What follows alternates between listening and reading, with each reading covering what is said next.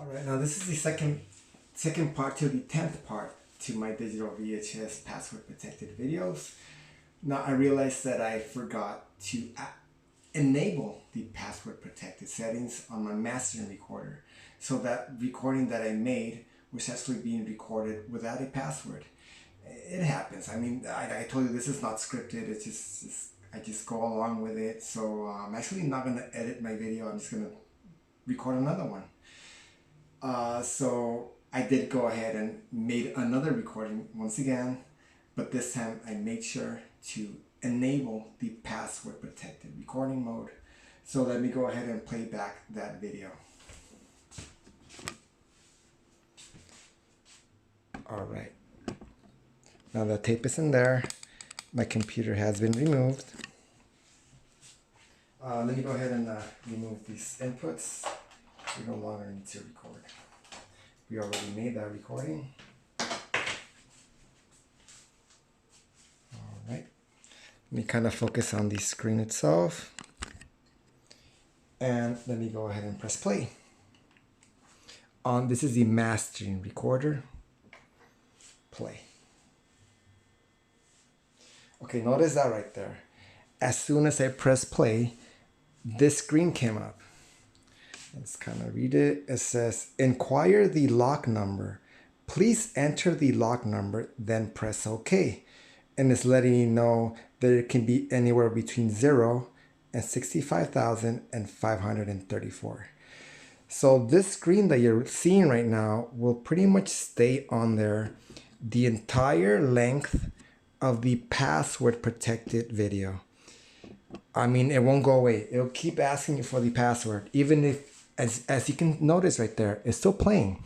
The tape is actually being moved. It's moving. It's spooling itself, but you can't see anything because it's asking you for that password.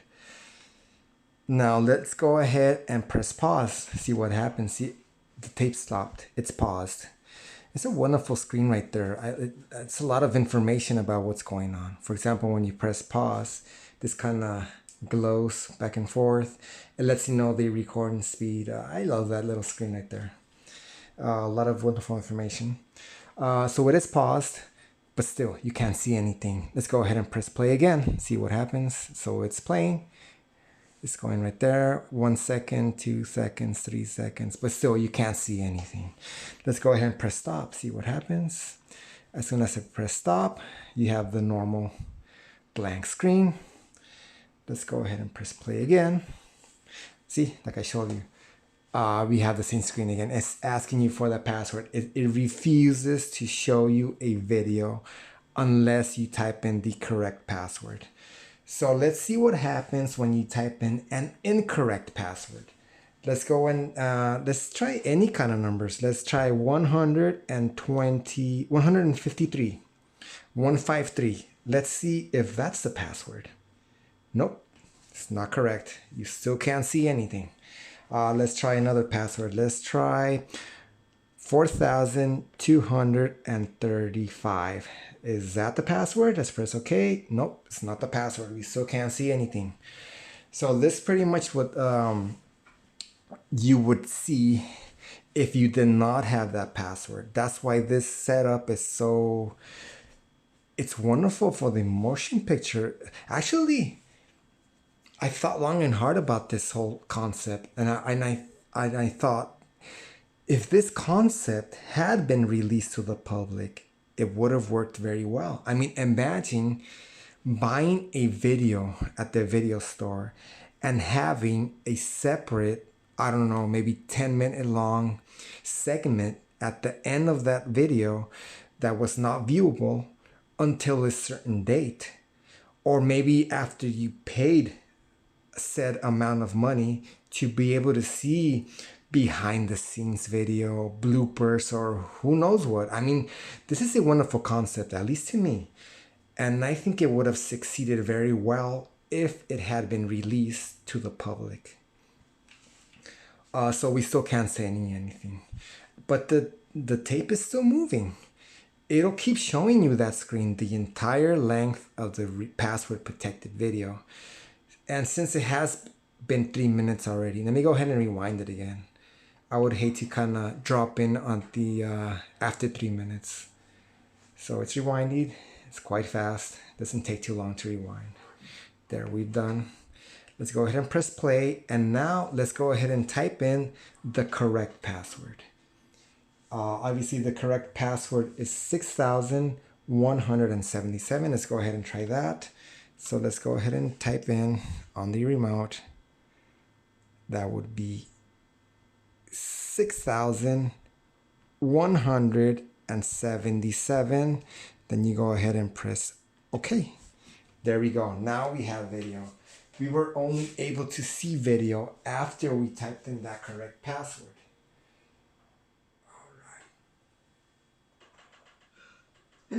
Oh no, it's the Popo. And I mean, considering the fact that I recorded this video via composite, it looks wonderful. I mean, especially since it's in animations. I mean, animations, you don't really require that much data. I was just doing photosynthesis. Photosynthesis? Like what ferns do? Huh? Oh yes, ferns. I'm part fern. My mother was a pteridium, and my father was a Polypodium glyceritzia. Glycerhiza. That's quite a word right there. We're going to get this right. Give me a moment here. Polypodium glyceritzia. All right, let's go ahead and press stop. Okay, so I just pressed stop. Let me go ahead and eject this tape, this password protected video recording.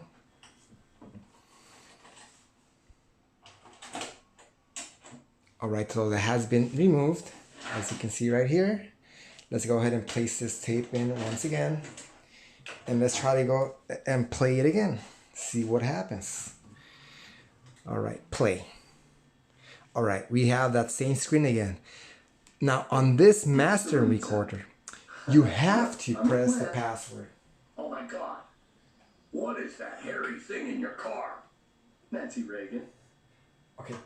On this mastering recorder, see, all of this that I'm showing right now, it's not studied on the manuals. On the mastering recorder, if you do record via the standard or the LS3 mode, you have to press in that password every single time that you eject the tape.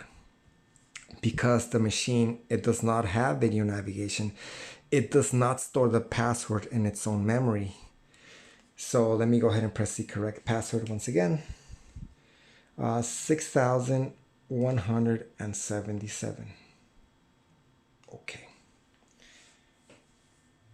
Now there is a little bit of lag when you type in that, after you type in that password. But not much. So this is the second video. These animations, they're not that long. And now I've noticed something. Notice that when I was pressing play and we had no video, we did have audio. You are able to listen to the video, but not see it when you record on the standard speeds. When you record via the Pro HD mode, you cannot see or hear anything. That's one of the advantages of using the... Now, it was a... I press play, I press pause, and I mean, you're probably already familiar with digital VHS format.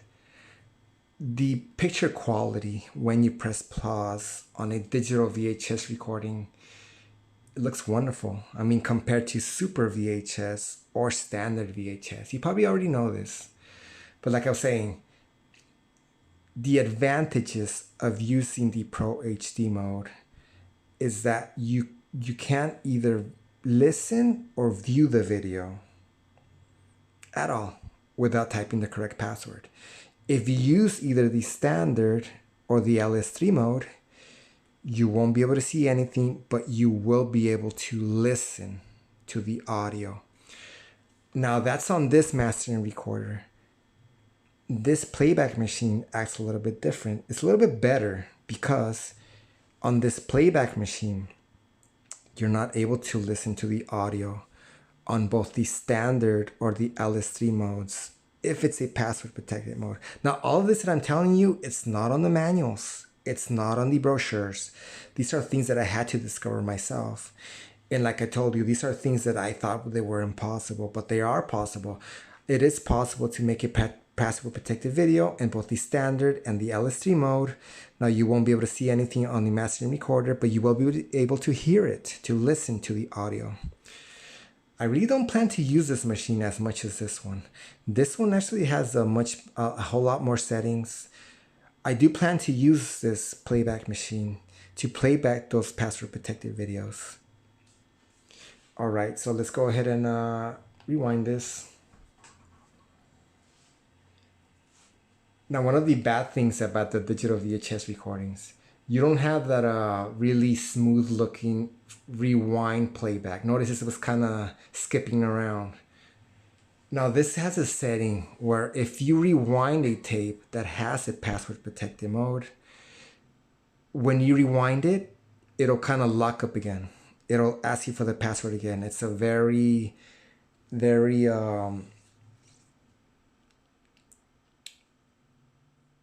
it's very smart. It's a very smart machine. It asks you the password every single time you put in a tape after you eject it, as well as after you rewind it. Wonderful machine. Like I told you, not that much information on this machine. So that's pretty much not much more to say about this machine. I'm going to go ahead and turn this off. And now I'm going to go ahead and focus on the playback machine. Now, the playback machine acts a little bit different for quite a few reasons.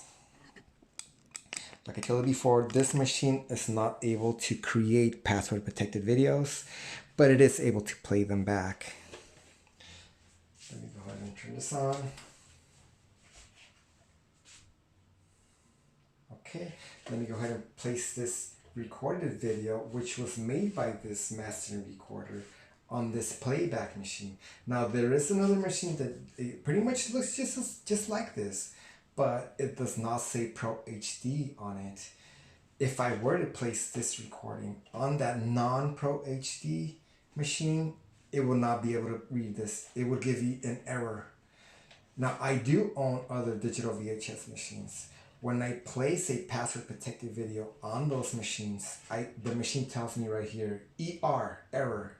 It's like if there's an error on the tape, it doesn't know what to do, it can't read it.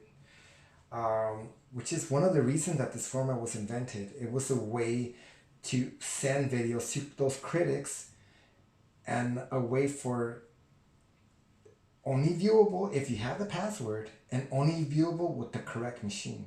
It would be either this one or this one. These are the only two machines that were made that were able to play back a password protected video. So let me go ahead and place this in here. And let's go ahead and press play and see what happens. Play. All right.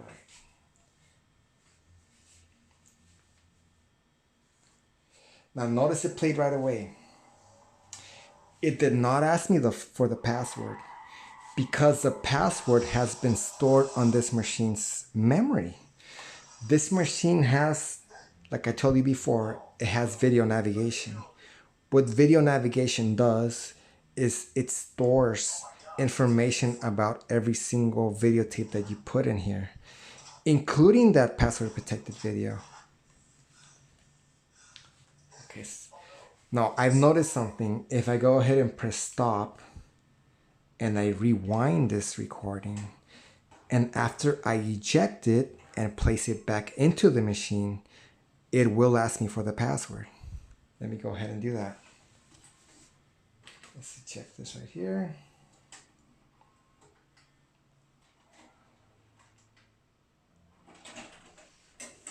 Okay, so that's been ejected. Let me go ahead and place it back in here.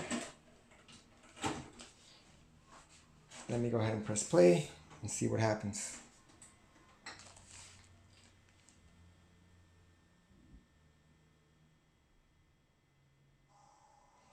It didn't ask me for the password, because like I said, the password has been stored on its memory.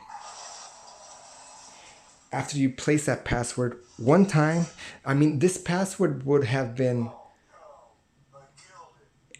placed by the critics. They would receive that password. I don't know how. It might have been via email, via a telephone call. I don't know exactly how. Okay, let me kind of show you that whole video navigation that I'm talking about. This remote has an actual button that says Navi, N-A-V-I, that's video navigation. There we go. That's this right here.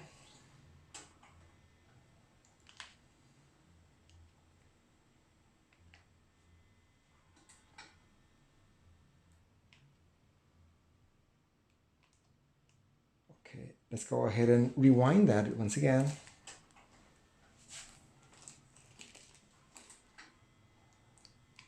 Let's go ahead and eject that.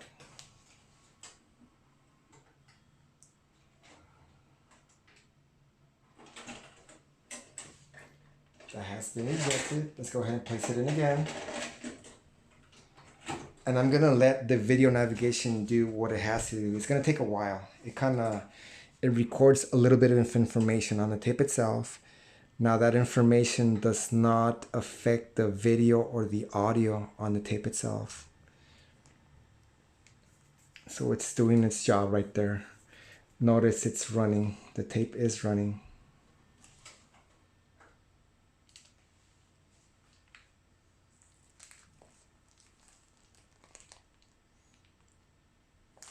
Okay, let's go ahead and press play again. See, notice that right there. Since I disactivated the video navigation, there is a way to deactivate it. Now, I do plan to deactivate it because I prefer when the machine asks me for the password every single time. So this is how the screen looks. It looks a little bit different than the mastering recorder. It says password please, and it has either the OK or the cancel. Like I said, on this playback machine, if you do not have the password, you can't listen anything. Notice you can't hear anything. For some reason, but I mean, it would have been a bad idea. I mean, that machine right there, the mastering recorder, it's not really meant to play back those recordings. This one is. If you do not have the password, you can't view anything and you can't listen anything either. But the tape is playing back. It is moving. It is in fact moving. Let me kind of press the display right here. Okay, so let's go ahead and type in an incorrect password and see what happens. Let's try to type in 0. Now on this playback machine, you have to press the initial zeros. For example, if the password was the number 1, it's not enough to just press 1 and you're done. You have to press 0, 0, 0, 0, 1 and then press OK. See, notice right there, since that's not the password, it said password NG, which means password no good. And it'll keep doing that if you put in the incorrect password. Let's put another incorrect password. Let's try 88,888.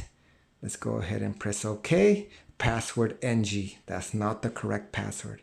And we still cannot see anything. Let's go ahead and type in the correct password. So that I would have to press 0. 0, 6,177. And then press OK. Now, I've noticed something on this machine. If you're playing back a recording that's not in the Pro HD mode, it'll tell you that the password is incorrect. The way that you are able to view it. Now, all of this took me a long time to figure out because this is not on the manual. You have to go ahead and press stop. And you have to go ahead and eject the tape. I know it's a lot of steps, but this is something that is not stated on the manuals.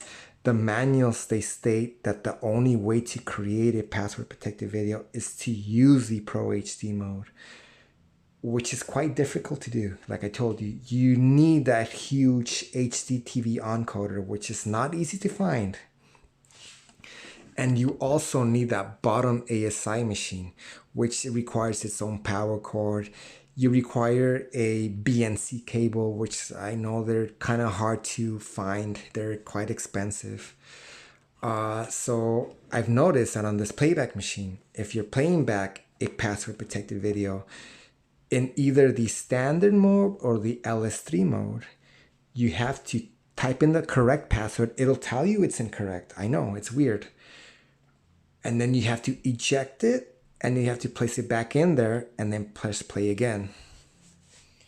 So that has been ejected. Let me go ahead and put this in here, and let me go ahead and press play again.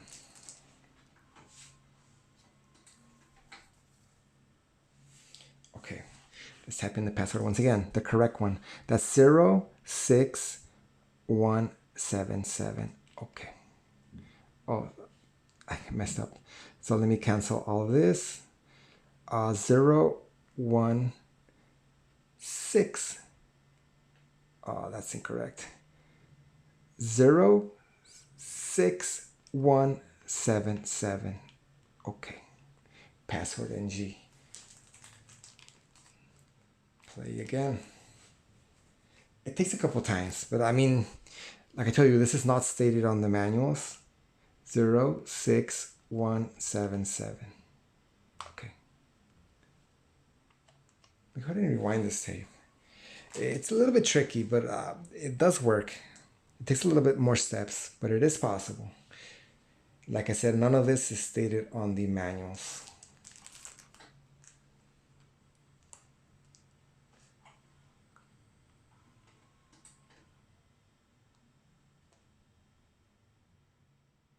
There we go. I know it took a long time. It's quite involved. But like I told you, it's not stated on the manuals. This is something that I found out myself. And I thought it was impossible. I thought it was impossible to create a password protected video on the standard and the LS3 modes. But it is possible, which is wonderful because it really extends the runtime on the videotapes. You can record a whole lot of hours by using those LS3 or standard modes.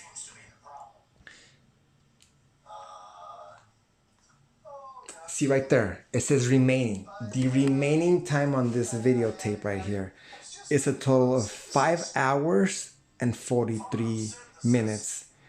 That's a whole lot of time, which is wonderful. And I'm recording in the standard mode. Imagine if I had recorded in the LS3 mode, I would have had a whole, more than 10 hours on a single digital VHS tape, which is wonderful. The video quality, the video quality looks amazing.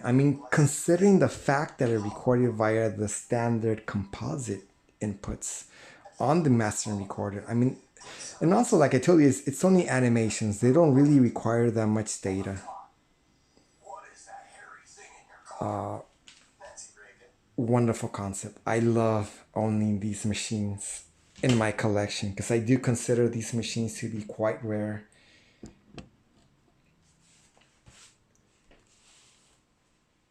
Actually, I only like collecting rare machines, so I will have these in my collection. Okay, so while I'm here, let me go ahead and do something wonderful. I want to go ahead and show you what the digital VHS tapes look like. Because there were quite a few brands that made these, and there were quite a few different capacities. Alright, let me go ahead and turn this off. Okay. Now this is from the Mitsubishi brand. Now they were Mitsubishi branded digital VHS machines.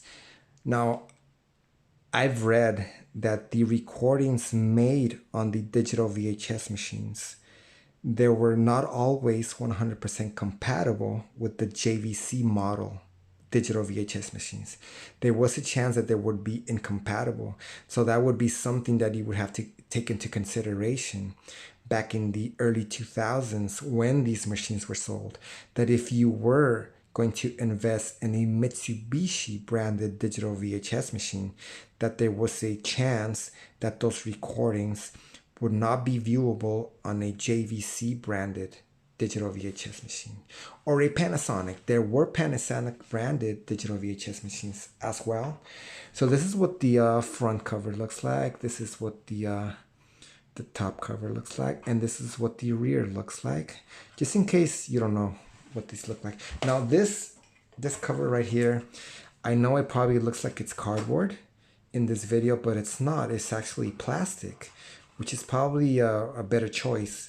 There's a less chance that this will kind of flare up or become damaged, you know, scratch, stuff like that. This is plastic. This is plastic right here, which is wonderful to know. Now this is the Mitsubishi branded digital VHS tape right here. I've noticed that the digital VHS tapes, they don't have that much detail compared to the Super VHS or the standard VHS tapes. For example, right here, this is kind of like just plain smooth surface right here. On other tapes, you would have kind of like a cross hatching, which looks quite nice. I mean, this is just, and actually this is quite lightweight. I'm pretty sure that the plastic used on these digital VHS tapes was probably thinner. It was a thinner material and not that much texture on them. So this is what the front looks like. Like I told you before, these have a total of 2 holes on them, one on either end. That's the way that it will let some of the machines know, not all of them, not these. The way that these know that they have a digital VHS tape is by analyzing the tape itself. Now the tape itself, the grade, when I say grade, is I mean the actual microscopic particles on them, they're quite small. I mean, on a lot of these tapes, you can actually see the actual particles when you kind of move it back and forth like so, towards the light, like right there. That's one of my recessed lights on my kitchen. You can actually see the actual grains.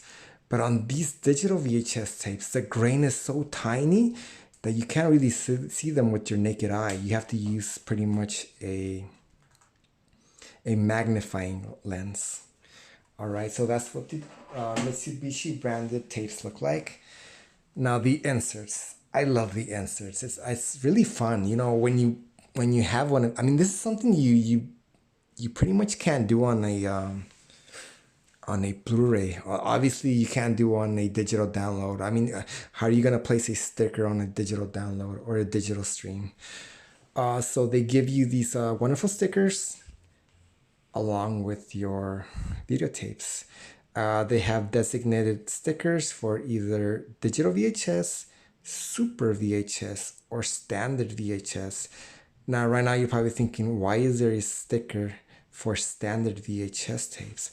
Well, these tapes themselves, you can, in fact, go ahead and place these inside of a standard VHS tape and record standard quality video. I mean, I don't know why you would want to. I mean, these were more expensive than standard VHS tapes, but it is possible. And I have done it before.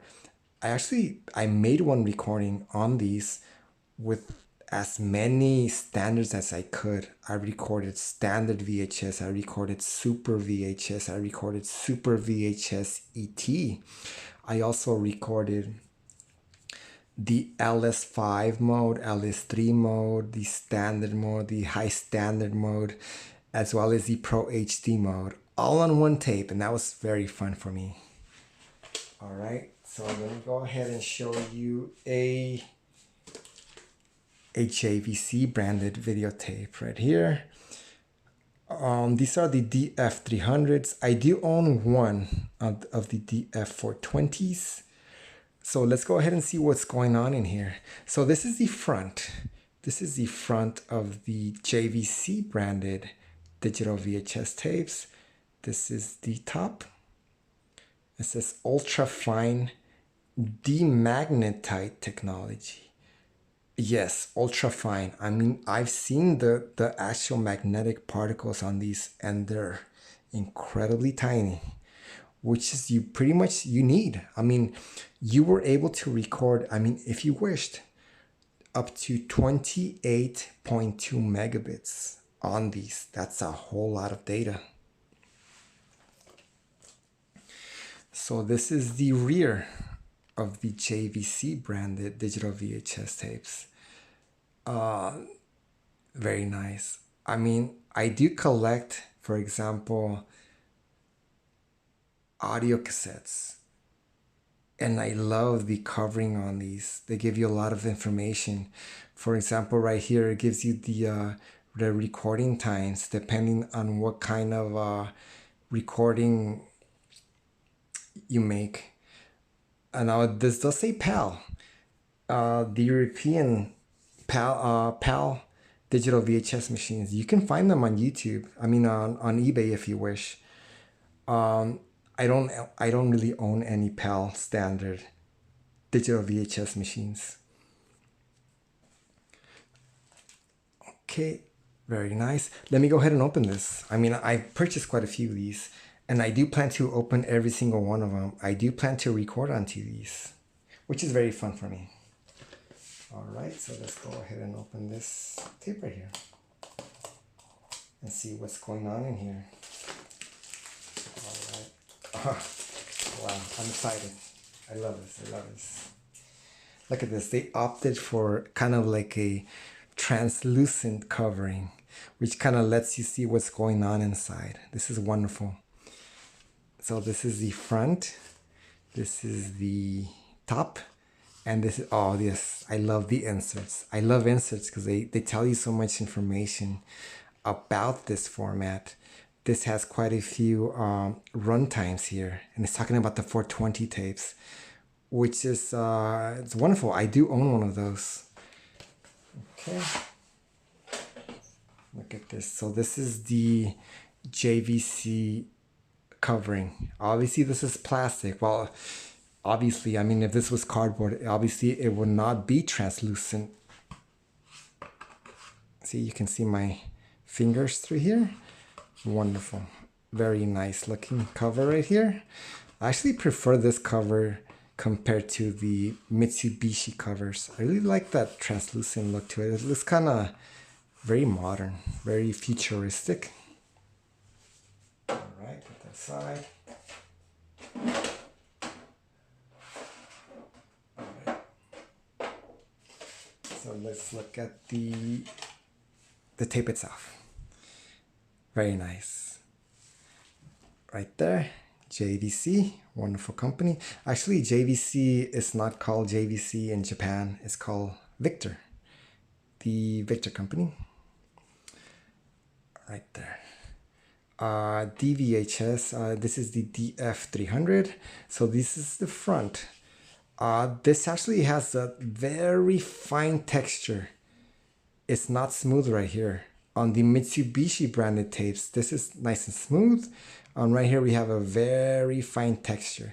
But I mean, compared to standard and super VHS tapes, those looked a lot better than this. They didn't put that much effort into the exterior covering on these. So this is the, nothing here yet. I do plan to put those stickers. And the rear, like I told you, there's those two holes, one on either end. And let's look at the wonderful insert. Okay. Now this is the insert. Now it has quite a few languages here. It has English, it has German, it has French, it has Spanish as well. And it has recording times. Now I do own one of the 420s, so let's kind of see what kind of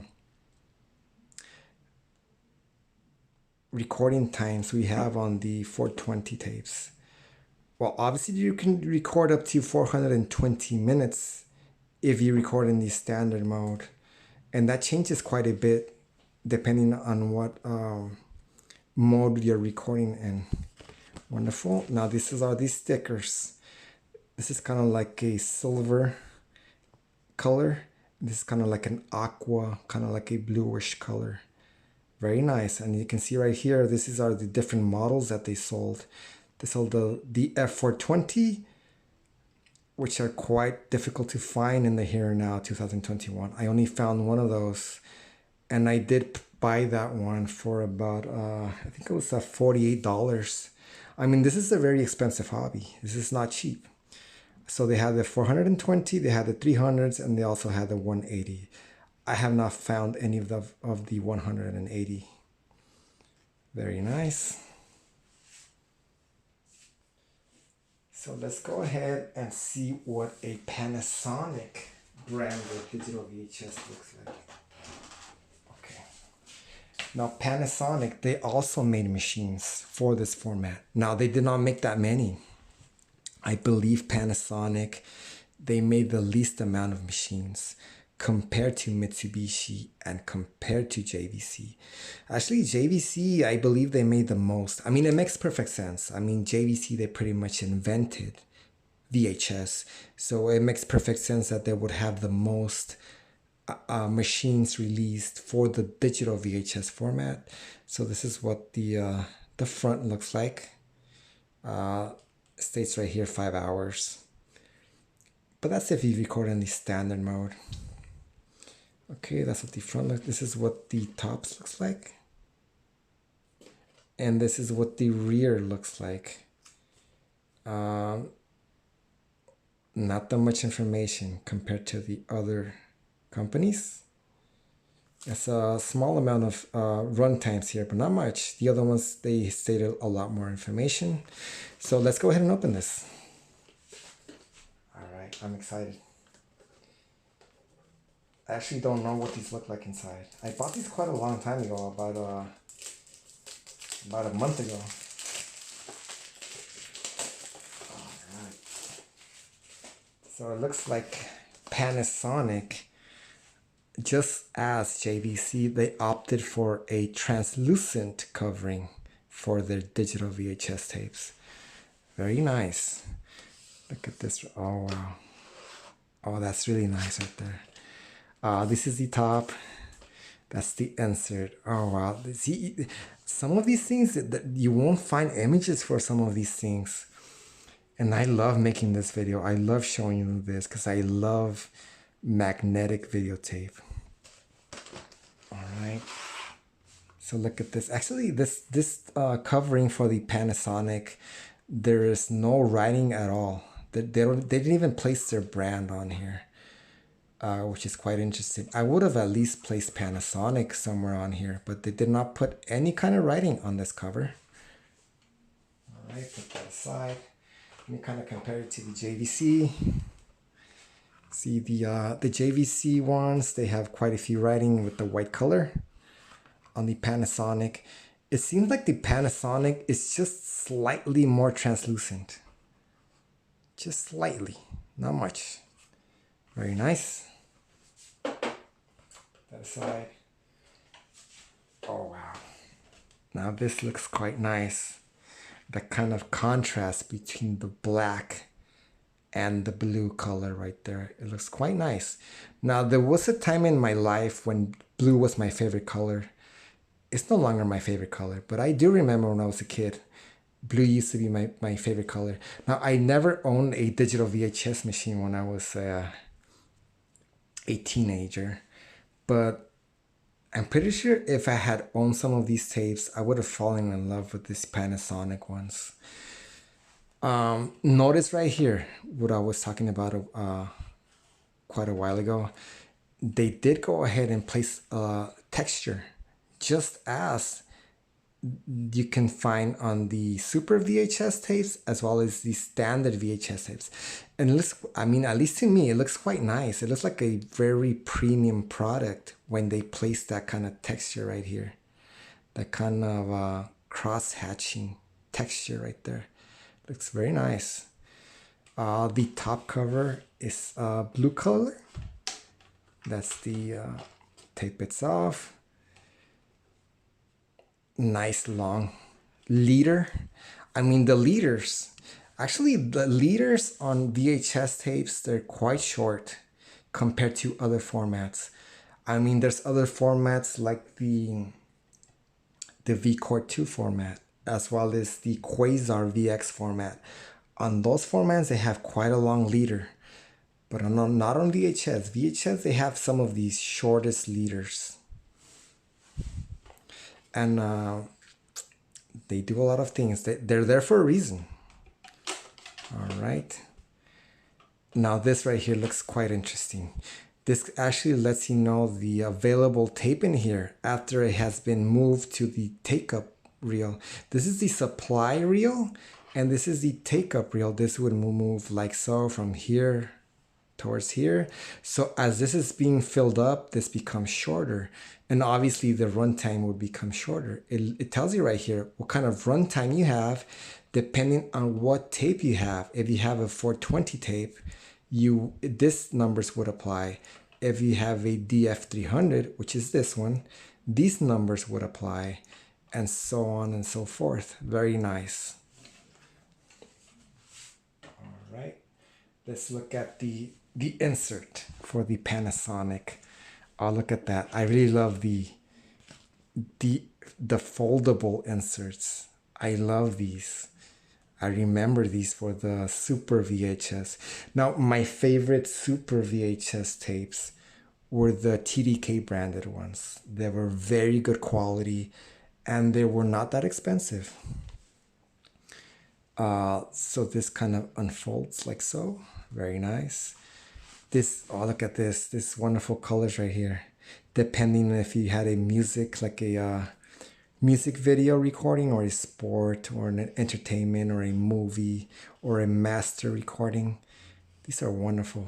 I love it when they give you these letters right here. Each letter has a little square that you can use. You can place like these are very bold looking. These are very easy to see.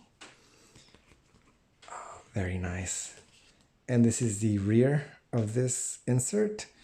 It's telling you your basic stuff, like keep it away from magnets, from dust, from direct sunlight, moisture, stuff like that. Very nice. I love it when you get these inserts. They bring back a lot of wonderful memories. All right, and I think that's it for this video, as well as this format. Now, I really took my time. I did quite a few parts. I believe, well, technically this was supposed to be the last part, but I kind of made a mistake because, like I told you, these videos that I make, they're not scripted. I just kind of run with it. I made a mistake. I made a recording without designating a password, so I had to go ahead and stop that video and make this recording, which has already been about 43 minutes long. Like I told you, I really get carried away with this stuff. So thank you so much. And I've really been focusing on rare videotape machines lately. I really want to focus more on audio tape machines in the future. So hopefully you'll be surprised at my next video, which will be an audio tape machine. Thank you so much.